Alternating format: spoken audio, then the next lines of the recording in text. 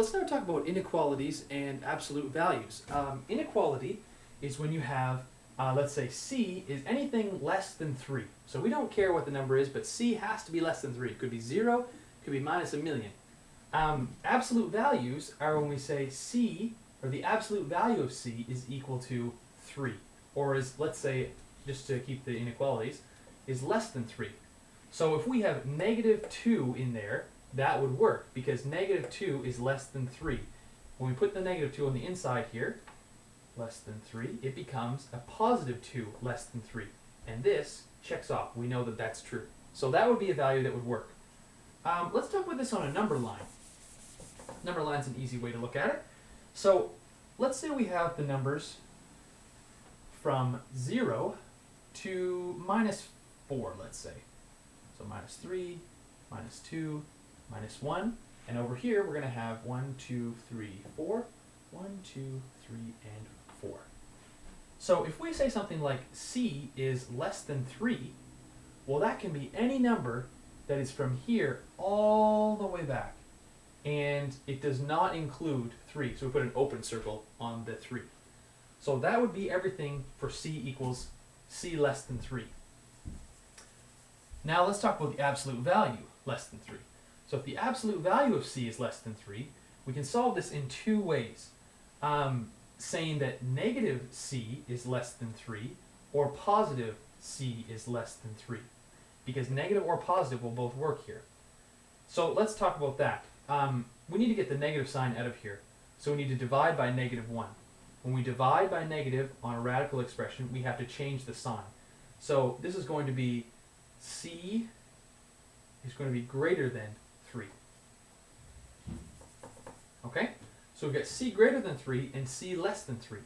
So that means that C can be greater than 3 to anything and less than... Oh, this is a negative by mistake because I brought the negative over. So C can be greater than negative 3. Okay? And it has to be less than 3. So those are the only numbers that will work for that. Let's test that theory. So if we put a number minus 4 in there, we're going to get minus 4 less than 3.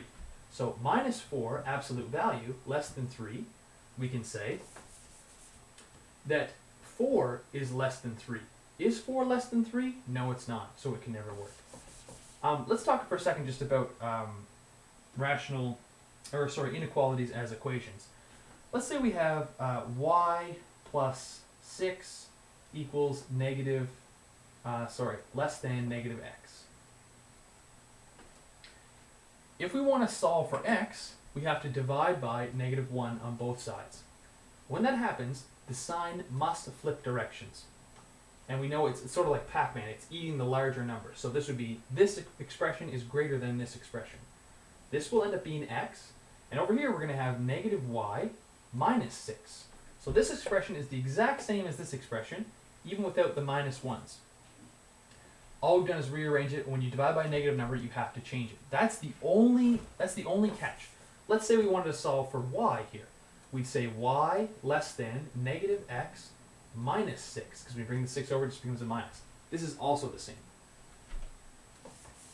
When we're solving for an absolute value, like y plus 3 is less than 6, all we need to do here is evaluate two different expressions.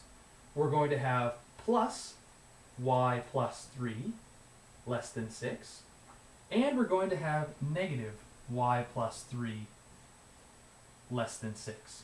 So I'm going to solve these two equations out. The negative comes into both, so we get negative y minus 3 less than 6, and we also get y plus 3 less than 6. So that's how you work out what an absolute value is in actual equations. There's one more thing you can do that we haven't talked about, is to say, I'm just going to erase my number line here,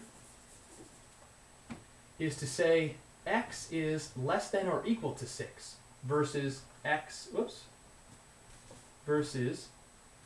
is less than 6. I'm going to get my colored markers here, and let's talk about this.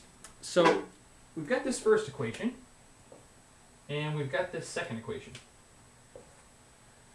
I'm going to draw them in color so you can see on the board. x is less than or equal to 6 means that, let's change our numbers to something that's in our number line. So let's say x is less than or equal to 0, x is greater than 3. So if x is greater than 3, we know that it is not including 3, but everything else above that. So 3.1, 3.000001, or 3 million. If x is less than or equal to 0, we know that it can actually be 0. What we do there is we color in the circle and draw it to the left. So it can be 0, it can be it can't be 0.1 because that's higher than 0. It can be negative 0.1 or negative a million. So that's how we solve for that. Alright, so enough about the number line and what the values mean there. Let's actually talk about some rules that happen to that, which we basically already talked about. The other rules are sort of common sense when it comes to a few things. Like if we say that if x is less than 3 and x is less than 6, less than 0, then we can say, okay, x is less than 3 and x is less than 0. So if we say both these things are true, then we know that it can't be any values up here. We can't have anything here. It must be just the ones that are lower than that. So that's the basic intro about inequalities and absolute values. If you have any questions, leave them in the comments. I'll be happy to answer any questions you have.